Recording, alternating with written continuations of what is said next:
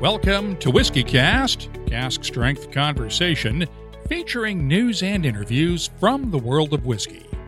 I'm Mark Gillespie. This is episode number 749 for January 13th, 2019. Coming up in a few minutes. The wait time for label turnover is in the 40-day range. So it's double or triple what it was before the shutdown, and I imagine that's just going to continue to grow.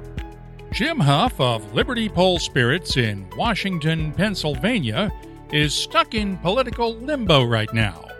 The longest government shutdown in U.S. history is having an effect on the whiskey business, not just in the U.S., but in countries that export whiskeys to the U.S. too. That's because the Treasury Department is one of the agencies that is shut down for all but the most essential services.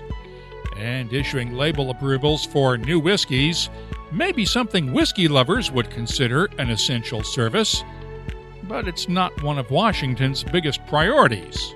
Jim Hough was hoping to release his new peated rye whiskey this month, but that's on hold until the shutdown ends. We'll talk with him later on WhiskyCast In-Depth, along with Louise McGuane of Ireland's Chapel Gate Whiskey Company. She's in the same boat. Imported whiskeys have to get their labels approved, too. That's just ahead, along with the calendar of events, your voice, and much more. All on this edition of WhiskyCast. WhiskyCast. Brought to you by Redbreast, the definitive single pot-still Irish whiskey. Those in the know Redbreast. From far beyond the wall comes a whiskey for those who face the oncoming storm and never stop walking. Winter is here. White Walker by Johnny Walker. White Walker by Johnny Walker. Blended Scotch whiskey, 41.7% alcohol by volume. Imported by Diageo North America, Norwalk, Connecticut. Please drink responsibly. Let's get started with the news. It's brought to you by Highland Park. Isla's newest distillery should be ready to start production by the end of this month. Construction work is essentially completed on Hunter Lang & Company's Ardnahoe distillery, located near Port Ascaig. Scott Lang confirmed in an email to us this week that commissioning work is underway on the stills and other equipment, with one final inspection by Argyll and Butte Council officials left to go. That's expected as early as next week, and spirit should be flowing off the stills right after that. We'll have more details as they're available. Meanwhile, the Lakes Distillery in England is getting ready for an expansion after releasing its first single malt last July. The Cumbria Distillery will be adding 8 new washbacks to increase its fermentation capacity by nearly double. The distillery's Steel Bonnets blend of English and Scotch malts has also just been released in the travel retail market through World Duty Free. Other new releases to mention: Suntory is releasing a one-of-a-kind whiskey exclusively in Japan. Suntory AO World Whiskey is a blend of Beam Suntory whiskeys from 5 different countries. In addition to Suntory's own malts from Yamazaki and Hakushu, along with the Cheetah grain whiskey, the blend includes Scotch malts from Glengarry and Ardmore, Irish whiskey from Cooley, Canadian whiskey from Alberta Distillers in Calgary, and American whiskey from Jim Beam. It's being bottled at 43% ABV and will sell in Japan for around 5,000 yen. That's about $46 US a bottle. There are no plans to export it to other countries at the present time. Meanwhile, Chivas Brothers is releasing its Mizunara oak-finished edition of Chivas Regal in the U.S. It's been available in other markets for the last several years and will carry a recommended retail price in the U.S. of around $45 a bottle. The Lunar New Year is coming up, and that usually means a few special releases. A couple of weeks ago, we mentioned the Johnnie Walker Blue Labeled Year of the Pig edition. Now, Dewar's has unveiled its own 18-year-old Year of the Pig edition for the travel retail market. It's available at duty-free shops in Asia and Dubai for around $99 a bottle. And Douglas Lang & Company is releasing 3 new limited edition Lunar New Year whiskeys. There's an extra Old Particular XOP bottling of a Craigellachie 1995 single cask, along with 2 Old Particular releases of 2007 single casks from Glengoyne and Bunnahabhain. Both years were selected because they were also the Year of the Pig on the Lunar New Year calendar. They'll be available exclusively in the Asian market. No word on pricing.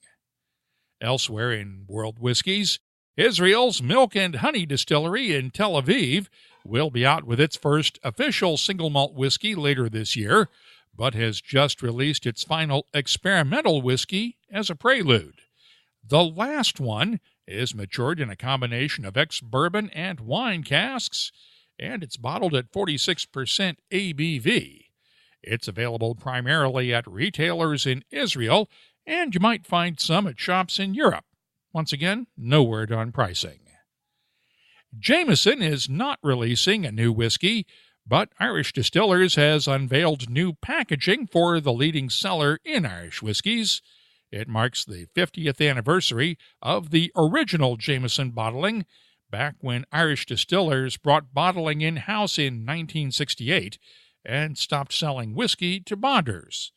The new packaging looks almost identical to the current Jameson bottles and labels, but there are a few subtle differences. It's being rolled out in Ireland this month and will appear on U.S. retail shelves before St. Patrick's Day. Finally, if you follow the drinks industry news closely, you may have seen a lot of discussion over whether legalized cannabis sales will cut into sales of whiskey and other alcoholic beverages. So far, 10 U.S. states and the District of Columbia have legalized recreational marijuana in some form, while it remains illegal under federal law. We don't have any data yet from Canada, which became the first major whiskey market to legalize cannabis nationwide last October. But the Distilled Spirits Council in the U.S. has released a new study looking at the impact in 3 states where recreational marijuana has been legally sold in dispensaries. Colorado and Washington State both legalized sales in 2014, while Oregon started legalized sales in 2015. Council economist David Osgo looked at sales and tax data for all 3 states and found that spirits sales increased over the same time period that cannabis sales have been legal. Sales grew by 7.6% in Colorado, 5.4% in Washington State, and 3.6% in Oregon. We should note that all 3 states are also home to a large number of craft distillers. Beer sales in all 3 states fell during the same period, in line with a nationwide decline in beer sales, while wine sales were mixed. Overall alcohol sales in all 3 states across beer, wine, and spirits were roughly even over the period and consistent with nationwide trends. You can keep up with the latest whiskey news all week long at whiskycast.com. The news is brought to you by Highland Park, the Orkney single malt with Viking soul. If you're not a member yet of the Highland Park Inner Circle, well, what are you waiting for? It's the fastest way to get details on exclusive Inner Circle releases, contests, and all the news from Orkney. And best of all, it's free. Sign up today and check out the entire lineup at highlandparkwhiskey.com. Time now for the WhiskyCast calendar of events. I'll be heading to Victoria, British Columbia this week for the Victoria Whiskey Festival, which gets underway on Thursday and runs through the weekend. We'll have special coverage from Victoria later this week. Last time around, we mentioned the Big Blind Bourbon Taste-Off. That's this coming Saturday in Lexington, Kentucky.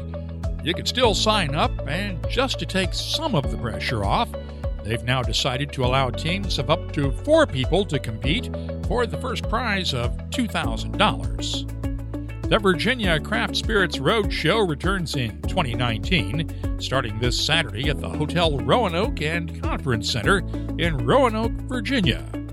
The Kensington Wine Market in Calgary, Alberta, hosts a Burns Bash Whiskey Festival January 24th. Bourbon's Bistro in Louisville, Kentucky hosts the Bourbons and Blankets Cocktail Party for a Cause that same night. The Whiskey X Los Angeles is January 25th. Sagamore Spirit Distillery in Baltimore, Maryland hosts a whiskey and cooking class on the 29th. Hansa Spirit is January 31st and February 1st in Hamburg, Germany. And TT Liquor in London hosts a whiskey tasting February 16th. Right now, we have exactly 200 different events worldwide on our searchable calendar at whiskycast.com, and we're adding new events all the time. If you have a whiskey tasting, festival, or other whiskey-related event coming up, just use the contact form at the website to get in touch with us, and we'll add it to the world's most extensive whiskey calendar. From deep in the north, far beyond the wall, the howl of the frozen wind brings word of something new. A whiskey from the land of always winter, for those who face the oncoming storm and never stop walking. Winter is here. White Walker by Johnny Walker. White Walker by Johnny Walker. Blended Scotch whiskey, 41.7% alcohol by volume. Imported by Diageo North America, Norwalk, Connecticut. Please drink responsibly. WhiskyCast In-Depth is brought to you by Lagavulin. The partial shutdown of the U.S. federal government is now in its 4th week, and it has become the longest shutdown in U.S. history. While hundreds of thousands of federal workers and dozens of agencies are affected by the shutdown, we're focusing on 456 of them and one agency, the Treasury Department's Alcohol and Tobacco Tax and Trade Bureau. The TTB and its 456 employees regulate the entire U.S. alcoholic beverage industry. Some of them are still working without pay for now, because they're involved in the so-called essential functions of the agency. Most of those workers process excise tax payments from distillers and other alcoholic beverage producers, while a few are part of active law enforcement investigations, and there are some stationed in Puerto Rico overseeing rum producers. Their funding comes from a separate account that is not tied up in the budget stalemate between Congress and the Trump administration.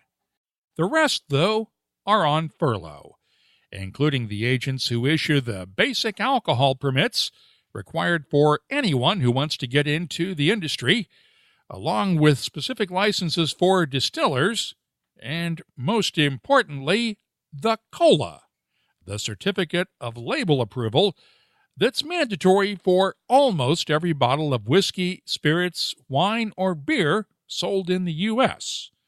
When the shutdown started on December 22nd, the TTB's average processing time for a distilled spirits cola was less than 2 weeks. As of now, that average processing time is up to 34 days once the shutdown ends, and there's no telling when that might happen. Until then, Jim Hough's newest whiskey release is in limbo. Jim and his family own Liberty Pole Spirits in Washington, Pennsylvania, and they have been working on a peated rye whiskey for more than a year. The whiskey is ready to go, except for one little thing. We wanted to release it in January, and that's probably not going to happen. And, we need a COLA approval, and we're in the queue, and who knows when TTB is going to get to us. When did you apply for your COLA? So we applied for the COLA probably right after the New Year. The government had been shut down for a week or so at that point. So, we hope we're early in the queue, but I'm assuming that they're going to go through in the order of submissions. But we'll know when we hear. Let me play devil's advocate for a second here. If you knew that you were going to try to release this in January, why wait so long until right before release time to do it?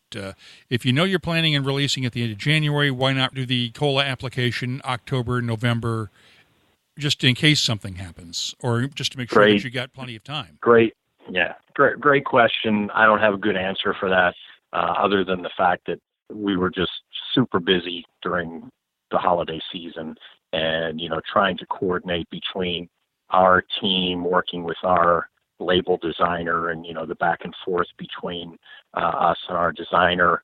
It just didn't move as quickly as we had hoped, and it ended up being too late to beat the government shutdown. So, in hindsight, we absolutely should have. This is the product that's been in the making for well over a year, and that's something we'll learn from Mark going forward, and we'll be better prepared next time. This also points out the problem that a lot of artists and distillers like you guys have, in that you're not only distilling, doing all the marketing, you've got to deal with all the compliance, the label design. The big boys have compliance people to do all this label approval stuff and get it done without having to interfere with the guys who are actually making the whiskey, right? Absolutely. We wear many hats, as all craft distillers do. Have you heard of anybody else that's having problems? Because I'm sure you're not the only ones. I've seen more tweet activity regarding this, pertaining to beer labels. I'm sure there are other spirit brands that are facing this, but I haven't spoken or seen any concrete examples that I can give you. But yeah, I'm sure we're not the only ones in this boat. Yeah, because the beer guys are releasing new stuff all the time. A whiskey, you might release you might need 5 or 6 label approvals a year. They do 5 or 6 a month. You hit the nail on the head. I mean, that's about, we've been averaging in our several years in existence 2 or 3 approvals per year. So, it's not something that we do often. And that partially explains. And the TTB's gotten very good at kind of moving these labels forward, just in the short time that we've been in business. I mean, the average turnaround for a label approval has been a couple weeks, if that, recently. So, that's kind of what we were thinking. We have a very basic product where we're not required to submit a formula. This is a very simple rye whiskey. It doesn't require a formula. Typically, those have been turned around quickly. And so that's partially why we weren't more urgent to get the approval, because they've been pretty fast on those in the past. Once again, playing devil's advocate, when you heard the news that shutdown might be coming in December, because we didn't have it till mid-December, about the 20th or so, was there any rush to try to get it done before? There was, yeah, there was, but creative issues, and you only have one chance to do a label, and we're just very, we're very particular about what we put out, and we want to, kind of honor our brand. And this was a special release for us, so we wanted it to stand out from our other label designs. And so, we had a little bit more creative differences in this label than for our normal labels. And, once we realized that we were up against the potential shutdown, we decided we'd rather get it right than rush it through. And if it means we had to wait, a month or so, then so be it. And that's kind of where we find ourselves now. But you didn't think it was going to go this long. Right, I didn't.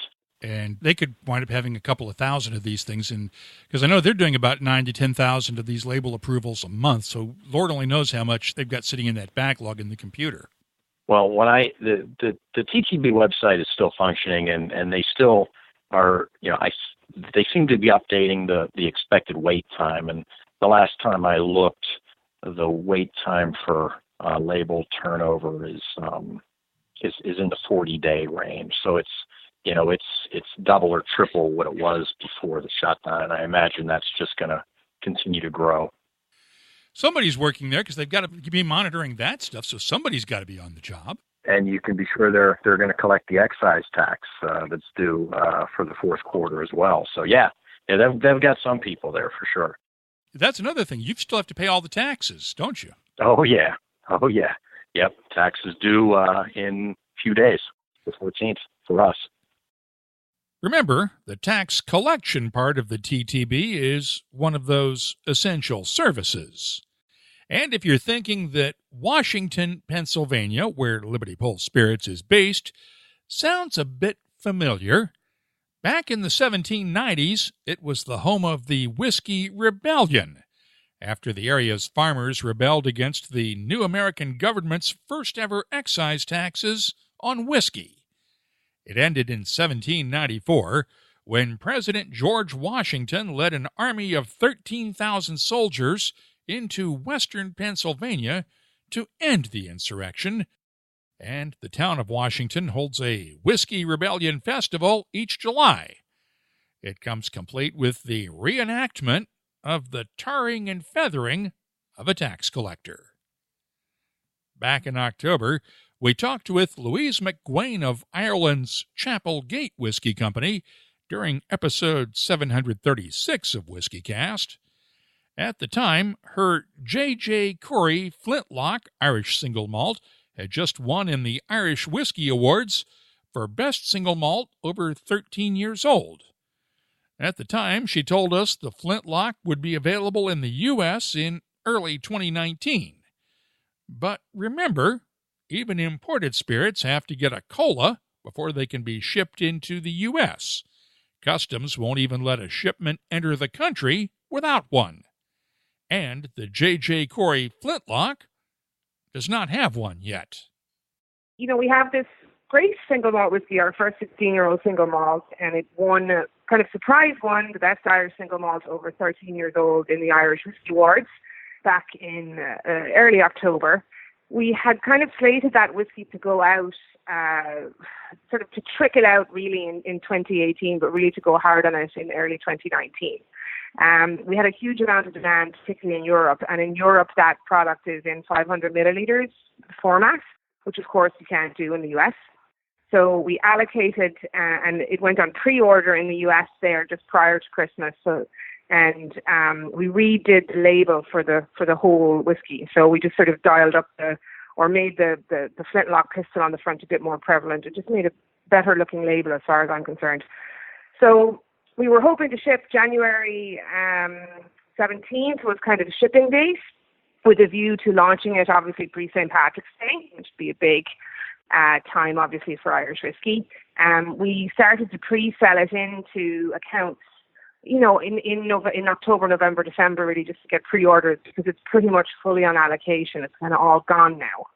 The label went into the TTB back end of November, maybe early December probably.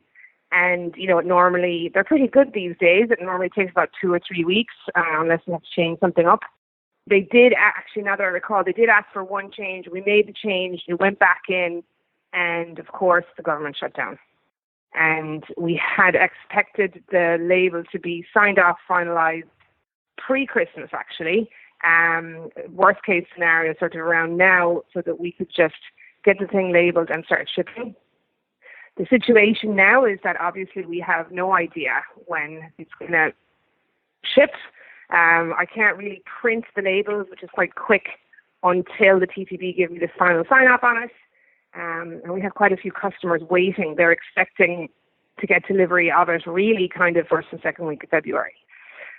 So that's the situation. We have customers waiting and no way of pushing it through the system. And I know you're not the only one dealing with this. You're just the first one that we've had that's actually spoken out about having problems with it. Have you heard of anybody else having issues? I do know that a lot of the craft breweries obviously are having a terrible time of it, because, those guys are putting products out relatively regularly. I haven't heard of any other Irish whiskey guys right now. Like we were a bit late to the day on the Flintlock, to be fair, but I know that there's got to be other guys, like the certainly in Irish whiskey, like the push for St. Patrick's Day is pretty significant.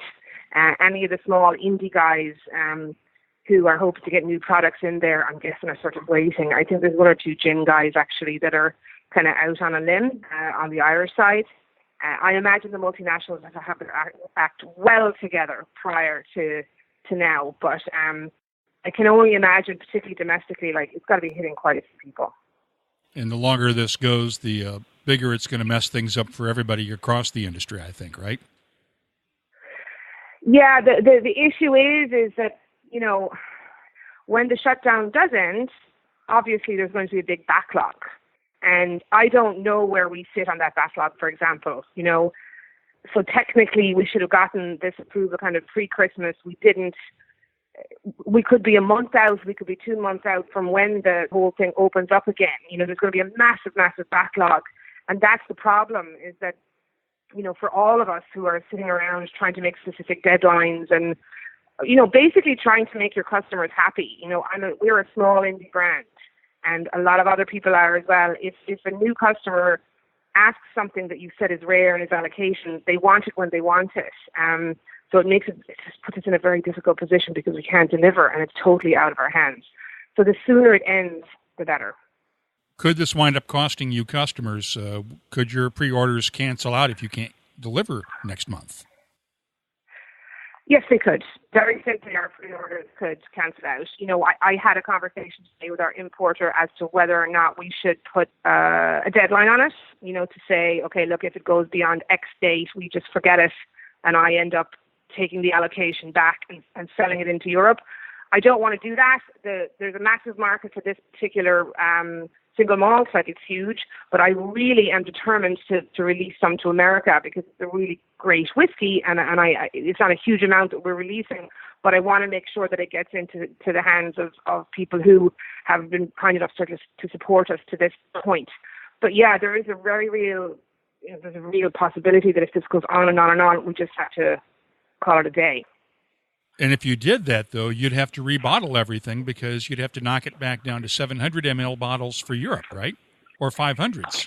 Fortunately, yeah, exactly. I mean, I started putting it in bottle, the 750s. I started doing it before Christmas, and then I actually stopped when this all kind of went down. But yes, we have a chunk of stock that'll have to get manually poured out and put back into 500s. So, you know, it's a lose-lose situation all around. I mean, I just have my fingers crossed that this thing is going to end, or at least they'll open up the TTP. My understanding is that they're looking at, you know, opening sections of the government, but it's just so unknown. And you guys don't have to deal with anything like this over in Europe, do you? No, there's no such thing as certainly in Western Europe, there's no such thing as a government shutdown per se, but it's not all rainbows and roses over here either. You know, we're in the middle of Brexit, which throws up a whole other nightmare, really, of issues, particularly for people who work in Irish whiskey. We don't know in March whether or not we'll be able to continue shipping to the UK. So that's a huge issue. Look, you guys have it bad over there, but it's not much better over here. You know, France is on fire as well. So, and we have this whole Brexit piece happening. So in terms of selling alcohol right now, internationally, you know, a lot of the key markets that I deal with certainly are dicey at best. How's it affecting you in France?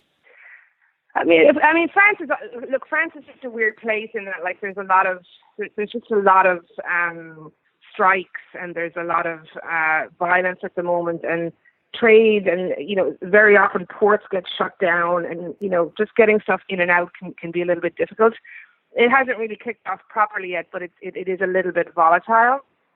But the Brexit and the UK, I would say, are the in terms of seriousness and problems, are up there with the government shutdown in the US. We've mentioned that the bigger whiskey companies have far more resources to handle this part of the business than smaller whiskey makers like Louise McGuane and Jim Hough. For instance, during our news segment, I mentioned the new labeling and packaging for Jameson Irish whiskey that was unveiled this week. Pernod Ricard USA actually received the label approvals for it last July. We'd like to ask TTB administrators about the backlog that's building up and how long they figure it'll take to process all of those applications.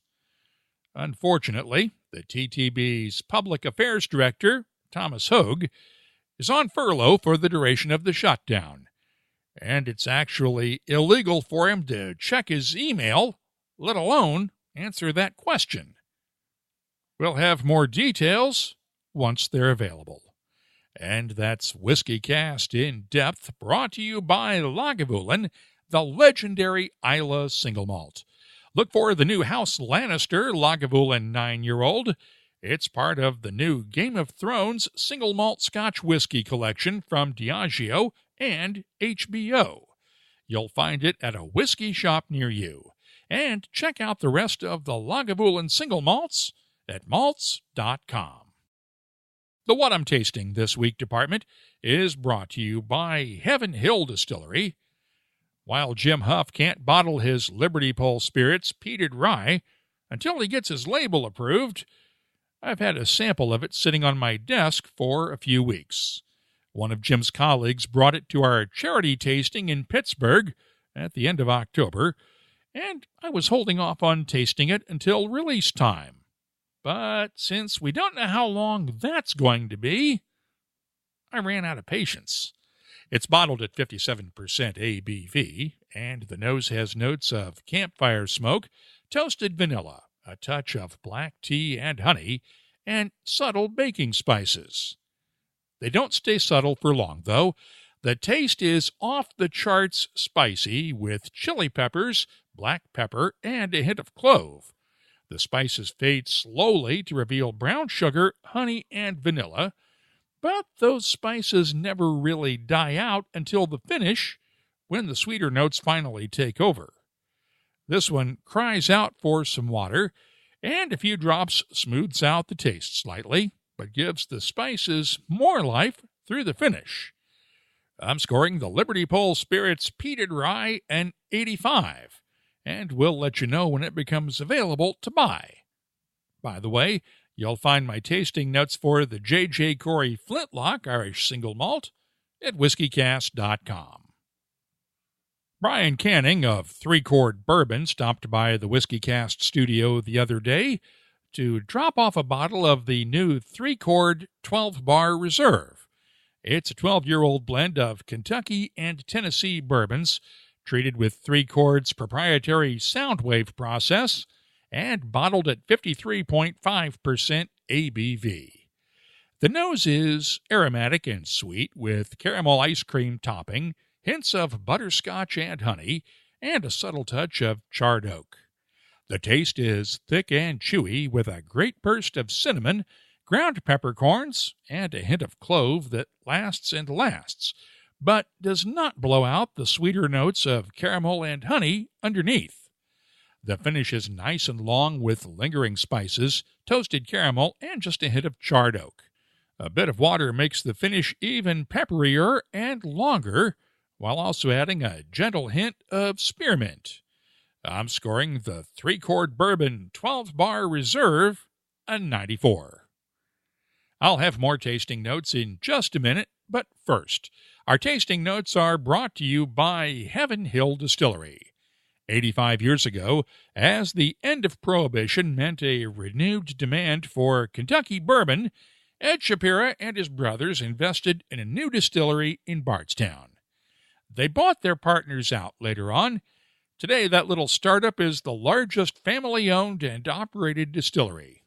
Get the entire history at heavenhilldistillery.com. Think wisely, drink wisely. Seattle's Westland Distillery recently kicked off a new experimental series of distillery-only releases with Reverie Figure 1. The initial release is a complex blend of 3 different styles of malted barley and 6 different cask types. It's bottled at 50% ABV. The nose has notes of honey, sandalwood, toasted caramel, and just a hint of almonds. The taste has a thick, oily mouthfeel with a good spiciness, led by white pepper, allspice, and just a hint of ginger, along with touches of almond oil, honey, caramel, and dried fruits. The finish has long-lasting spices, along with a touch of almonds and just a hint of oak. It's a complex and well-balanced dram, And I'm scoring the Westland Reverie, Figure 1, a 93. And finally, let's look at Bunnahabhain's 2008 Moine Bordeaux red wine cask matured single malt from Islay. It's bottled at 58.1% ABV. The nose has notes of grape juice, fresh berries, soft spices, and just a hint of oak. The taste has a thick, oily mouthfeel with berry cobbler, dried fruits, and touches of clove and allspice. The finish is long and fruity with touches of spices. I'm scoring the Bunnahabhain 2008 Moine Bordeaux red wine cask matured single malt a 91. The What I'm Tasting This Week department is brought to you by Heaven Hill Distillery. I've added these whiskeys and the other ones I tasted this week to our searchable list of more than 2,400 different whiskeys. You'll find it at whiskycast.com. Redbreast fans have always cherished our whiskey's sherry notes, so we set out to embellish that character. Introducing the Redbreast Listowel edition, a quintessential single pot still Irish whiskey finished in first fill Oloroso sherry casks from Spain's prestigious Bodegas Listowel. Carrying Redbreast's trademark pot still spices and dark dried fruit notes, the Listowel edition is graced with an enduring sherry finish that would be better described as a final act. Discover the newest branch on the Redbreast family tree. Let's open up the inbox now for Your Voice, brought to you by Lot 40. I posted a piece of video this weekend on Twitter showing the malt kiln at Highland Park Distillery on Orkney with the peat smoke rising up through the grain, and commented that it's one of the nicest smells in all of whiskey.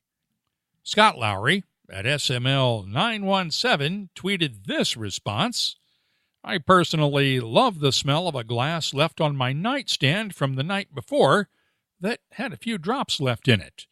That sweet smell when you wake up is awesome, especially if I'm in a hotel. Scott, I love that smell too, but it's hard to have the willpower to leave a few drops behind in the glass. And Ruth Kirkpatrick tweeted, "Oh, to live downwind from Highland Park." Brown Forman shared a job posting on social media this week looking for a new distillery manager and master distiller for the Slane Distillery in Ireland. I couldn't resist sharing that job listing, along with a challenge for all of those whiskey lovers who like to claim they could be a great distiller if only they had the money to open a distillery. Personally, I have no interest in becoming a distiller. 1, that's real work. And 2, I slept through high school chemistry. Andy Watts of Distel at The Whiskey Maker tweeted from South Africa, I also slept through chemistry. Don't let that kill your dream. Hashtag just do it. Hashtag apply. Hashtag passion 2019. Thanks, Andy. David Monahan at Serious About Play tweeted this response from Germany. As a distiller, when I was giving tours, I often got the question why distillers are more technical and science-oriented than brewers. I said, if we mess up, we can kill people. So yes, I'd want someone distilling who knows science and math. Personally, I like Bobby Parnell's approach to the question. Have no idea if I would be a good distiller or not, but I do know it is way more work than I want to do when there are so many whiskeys I can enjoy right now. Amen to that. If you have something you'd like to share with whiskey lovers around the world, you'll find us on Twitter, Facebook, and Instagram at WhiskyCast. The email address is comments@whiskycast.com. Your Voice is presented by Lot 40, Canada's award-winning 100% pot still rye whiskey. Lot 40, unapologetically Canadian. Please drink responsibly. Let's close out the show now with Behind the Label, our look at the science, history, and other stuff that make whiskey unique. It's brought to you by Writer's Tears. And this time, let's talk about labels some more. During WhiskyCast In-Depth, we talked about the U.S. government's label approval process for whiskeys. which of course is on hold right now because of the partial shutdown of the federal government. And while that is holding up the processing of new label approval applications, does it also mean that whiskey makers cannot make changes to their existing approved labels? Well, it depends. There are some changes that can be made without having to go back through the whole label approval process.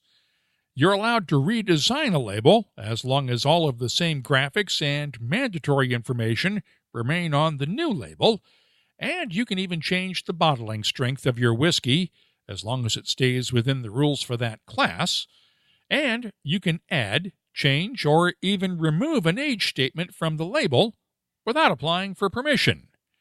But you can't make a major change, such as changing the name of a specific expression or adding new graphics, unless it's a holiday-themed graphic. Now, is there a way to get around all of this? Technically, yes. The rules do allow whiskeys that will be sold only in the same state where they're made to not have a certificate of label approval. However, the whiskey maker has to fill out the same paperwork and just check the box asking for an exemption from label approval. The label still has to meet all of the same federal requirements. And by the way, just because you get a label approval from the TTB does not mean you're ready to go to market automatically. New York, Texas, and several other states have their own label approval requirements. And while it is rare for a state to disallow a label that's been approved by the TTB, it does happen from time to time. If you have something you'd like us to look at on Behind the Label, just use the contact form at whiskycast.com to get in touch with us. Behind the Label is brought to you by Writer's Tears. Writer's Tears Copperpot, a unique triple distilled premium Irish whiskey, combining single malt and single pot still. First fashioned in the 1700s and still a rarity today. Sure, as we say in Ireland, what's rare is wonderful. Writer's Tears Copperpot.